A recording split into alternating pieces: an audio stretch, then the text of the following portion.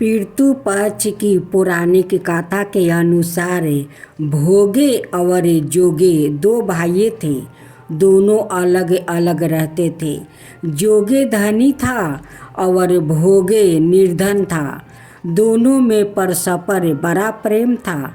जोगे की पत्नी को धन का अभिमान था, किंतु भोगे की पत्नी बड़ी सरल हृदय की थी।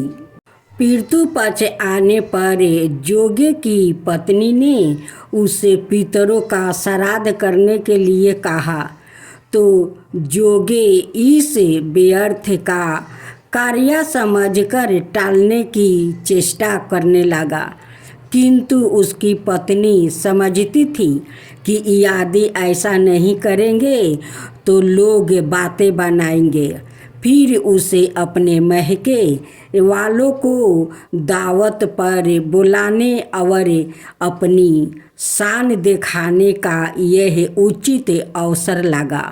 तब वो बोली, आप शायद मेरी परेशानी की वजह से ऐसा कह रहे हैं, किंतु इसमें मुझे कोई परेशानी नहीं होगी। मैं भोगे की पत्नी को बुला लूँगी, दोनों मिलकर सारा काम कर लूँगी। फिर उसने जोगे को अपने पीहर न्योता देने के लिए भेज दिया। दूसरे दिन उसके बुलाने पर भोगे की पत्नी सुबह सवेरे आकर काम में जुट गई। उसने रसोई तैयार की, अनेक पकवान बनाई, फिर सभी काम निपटा कर अपने घर आ गई। आखिर उसे भी तो पितरों का श्राद्ध तर्पण करना था। इस अवसर पर ना जोगे की पत्नी ने उसे रोका और ना वो रुकी। शीघ्र ही दोपहर हो गई। पितरों भूमि पर उतर आए। जोगो भोगों के पितरों पहले जोगों के यहाँ गए तो क्या देखते हैं कि उसके ससुराल वाले वहाँ भोजन पर जुटे हुए हैं। निराश होकर वो भोगे के यहाँ गया। वहाँ क्या था, मात्र पितरों के नाम पर अग्यारी दे दी गई थी। पितरों ने उसकी राख चाटी और भूखे ही नदी के तट पर जा पहुँचा। थोड़ी देर में सारे पितरों इकट्ठा हो गया और अपने अपने यहाँ के श्राद्धों की बड़ाई करने लगा। जोगे और भोगे की पितरों ने भी अपनी आप विपत्ति सुनाई। फिर वो सोचने लगा, अगर भोग समर्थ होता तो शायद उन्हें भूखा ना रहना पड़ता, मगर भोगे के घर में तो 2 जून की रोटी भी खाने को नहीं थी। यही सब सोचकर उन्हें भोगे पर दया आ गई। अचानक वो नाच नाच कर गाने लगा, भोग के घर धन हो जाए, भोग के घर धन हो जाए। सांझ होने को हुआ। भोगे के बच्चों को कुछ भी खाने को नहीं मिला था। उन्होंने माँ से कहा, माँ भूख लगी है। तब उन्हें टालने की कोशिश की। भोगे की पत्नी ने कहा, जाओ, आंगन में हंडी औंधी रखी है, उसे जाकर खोल लो और जो कुछ मिले बांट कर खा लेना। बच्चे वहाँ पहुँचते हैं तो क्या देखते हैं कि हंडी मोहरों से भरी पड़ी है। वो दौड़े दौड़े माँ के पास पहुँचे और उसे सारी बातें बताई। आंगन में आकर भोगे की पत्नी ने यह सब कुछ देखा तो वो भी हैरान रह गई। इस प्रकार भोगे भी धनी हो गया, मगर धन पाकर वो घमंडी नहीं हुआ। दूसरे साल का पितृ पक्ष आया। श्राद्ध के दिन भोगे की स्त्री ने 56 प्रकार के भोजन बनाई। ब्राह्मणों को बुलाकर श्राद्ध किया, भोजन करवाई, दक्षिणा दी। जेठ जेठानी को सोने चांदी का बर्तनों में भोजन करवाई। इससे पितरों बड़े प्रसन्न हुआ और दिलप्रीत भी हुआ। श्राद्ध करने की विधि। हिंदुओं में पितरों की आत्मा की शांति वो उन्हें मोक्ष प्राप्ति की कामना के लिए उनके लिए श्राद्ध करना बहुत ही आवश्यक माना जाता है। पौराणिक ग्रंथों के अनुसार श्राद्ध करने की भी विधि होती है।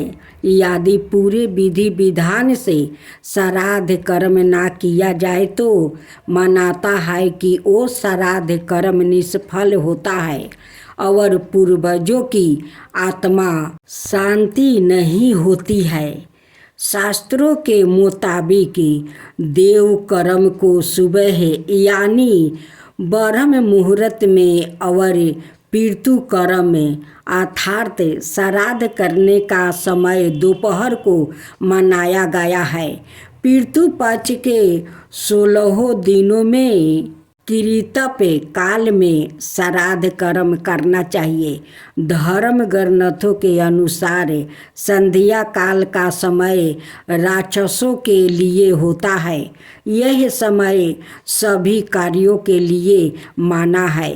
अतः शाम के समय श्राद्ध कर्म नहीं करना चाहिए। श्राद्ध वाले दिन सुबह उठकर नहाए, उसके बाद पूरे घर की सफाई करे, घर में गंगा जल छिड़के, घर के आंगन में रंगोली बनाए, महिलाएं शुद्ध होकर पितरों के लिए भोजन बनाए। श्राद्ध के अधिकारी व्याकृत यानी श्रेष्ठ ब्राह्मण को न्योता देकर बुलाए। निमंत्रित ब्राह्मणों के पैर धोना चाहिए। शास्त्रों समझते मान्यता यही है कि किसी सुयोग्य विद्वान ब्राह्मण द्वारा ही श्राद्ध कर्म पिंड दान दर्पण करवाना चाहिए। श्राद्ध कर्म में पूरी श्रद्धा से ब्राह्मणों को दान दिया जाता है। साथ ही यदि किसी गरीब जरूरतमंद की सहायता भी आप कर सके तो बहुत पुण्य मिलता है। इसके साथ साथ गाय, कुत्ते, कौआ और पशु पंछियों के लिए भी भोजन का एक वंश जरूर डालना चाहिए। श्राद्ध करने के लिए सबसे पहले जिसके लिए श्राद्ध करना है उसकी तिथि का ज्ञान होना आवश्यक है। जिस तिथि को मृत्यु हुई हो उसी तिथि को श्राद्ध करना चाहिए। लेकिन कभी कभी ऐसी स्थिति होती है कि हमें तिथि ज्ञाता नहीं होती, तो ऐसे में आश्विन अमावस्या के दिन श्राद्ध कर्म के लिए श्रेष्ठ होता है, क्योंकि इस दिन को सबर पितृ श्राद्ध योग माना जाता है। यह बात भी महत्वपूर्ण है कि श्राद्ध करवाया कहाँ जा रहा है। यदि संभव हो तो गंगा नदी के किनारे पर श्राद्ध कर्म करवाना चाहिए। यदि यह संभव ना हो तो घर पर भी इसे किया जा सकता है। जिस दिन श्राद्ध कर्म करवाना हो उस दिन व्रत भी रखना चाहिए। श्राद्ध पूजा दोपहर के समय आरंभ करनी चाहिए। इसके लिए हवन कराना चाहिए। योग ब्राह्मण की सहायता से मंत्रों उच्चारण करे। वो पूजा के पश्चात जल से दर्पण करे। इसके बाद जो भोग लगाया जा रहा है उसमें से गाय, काले कुत्ते, कौआ आदि का हिस्सा अलग कर देना चाहिए। वो उन्हें भोजन डालते समय अपने पितरों का स्मरण करना चाहिए। मन ही मन उनसे श्राद्ध ग्रहण करने का निवेदन करना चाहिए। इसके पश्चात कुशा निमृत आसन पर बैठकर मिठाई ओ अनाए पकवानों से ब्राह्मण देवता को आदर पूर्वक भोजन कराए। प्रसन्न होकर भोजन परोसे। भोजन के उपरांत मुख्य शुद्धि यथाशक्ति दक्षिणा और अनाय सामग्री दान करे। इसमें गौ, भूमि, तिल, सौरन, घी वस्तु, अनाज, गुड़, चांदी और नमक, जिसे महादान कहा गया है, का दान करे। इसके बाद निमंत्रित ब्राह्मण की 4 बार प्रदक्षिणा करे, आशीर्वाद ले।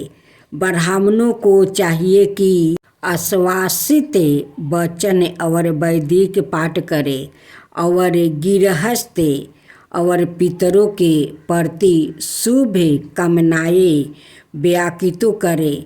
ब्राह्मणों को एक दिन पहले न्योता दे दे ताकि वो संयमी रहे।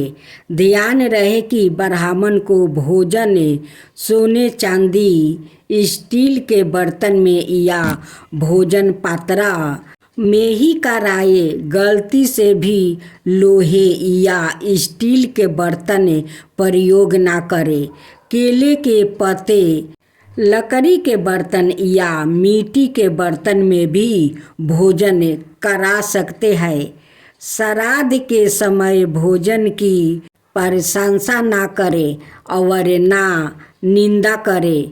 मौन रह करे सांस्कृतिक भाषा प्रयोग करे। ब्राह्मणों को भोजन के बाद घर के द्वार तक पूरे सम्मान के साथ विदा करके आए, क्योंकि ऐसा माना जाता है कि ब्राह्मणों के साथ साथ पितरों लोग भी चलते हैं। ब्राह्मणों के भोजन के बाद ही अपने पूर्वजों, दोस्तों और रिश्तेदारों को भोजन कराए। श्राद्ध के दिन सुपारी, सिगरेट, शराब, मांसाहार आदि का सेवन नहीं करे और क्रोध, चिड़चिड़ापन, गुस्सा नहीं करे और ब्रह्मचर्य का पालन करे। श्राद्ध कर्म में किसी दूसरे के घर या जमीन पर नहीं करना चाहिए। साथ ही इस दिन किसी दूसरे के घर का अन्न ना खाए। यदि श्राद्ध करने वाले का जन्म दिवस हो तो उस दिन वो श्राद्ध ना करे। श्राद्ध के दिन मृत्यु आत्मा की शांति के लिए भगवत गीता के 7वें अध्याय का महात्म्य पढ़कर फिर पूरे अध्याय का पाठ करना चाहिए। उसका फल मृत्यु आत्मा को अर्पण करना चाहिए। अथारी के कारण यह अन्याय कारणों से यदि कोई व्यक्ति बड़ा श्राद्ध नहीं कर सकता, लेकिन अपने पितरों की शांति के लिए वास्तव में कुछ करना चाहता है, तो उसे पूर्ण श्रद्धा भाव से अपने सामर्थ्य अनुसार उपलब्ध अन्न, साग, पाता, फल और जो संभव हो सके उतनी दक्षिणा किसी ब्राह्मण को आदर भाव से दे देनी चाहिए। यदि किसी स्थिति में यह भी संभव ना हो तो 7 या 8 मुट्ठी तिल जल सहित किसी योग्य ब्राह्मण को दान कर देना चाहिए। इससे भी श्राद्ध का पुण्य प्राप्ति होता है। हिंदू धर्म में गाय को विशेष महत्व दिया गया है। किसी गाय को भर पेट घास खिलाने से भी पितृ प्रसन्न होते हैं। यदि उपरोक्त में से कुछ भी संभव ना हो तो किसी एकांत स्थान पर मध्याह्न समय में सूर्य की और दोनों हाथ उठाकर अपने पूर्वजों और सूर्य देव से प्रार्थना करनी चाहिए और कहना चाहिए कि हे प्रभु, मैंने अपने हाथ आपके समक्ष फैला दिया है। मैं अपने पितरों की मुक्ति के लिए आपसे प्रार्थना करता हूँ। मेरे पितरों, मेरी श्राद्ध भक्ति से संतोष हो। ऐसा करने से व्याकृत को पितृ ऋण से मुक्ति मिलती है। इन दिनों में छूत काम जैसे बाल कटना, नाखून कटना, जो भी श्रद्धा पूर्वक श्राद्ध करता है उसकी बुद्धि, पुष्टि, स्मरण शक्ति, धारण शक्ति, पुत्रादि और ऐश्वर्या की वृद्धि होती है। वो पर्व का पूर्ण फल भोगता है। मनाता है कि इस प्रकार विधि विधान से श्राद्ध पूजा कर सकता है, पितृ ऋण से मुक्ति पा लेता है। श्राद्ध पक्ष के किए गए उनके श्राद्ध से पितरों प्रसन्न होते हैं। आपके घर परिवार और जीवन में सुख समृद्धि होने का आशीर्वाद देते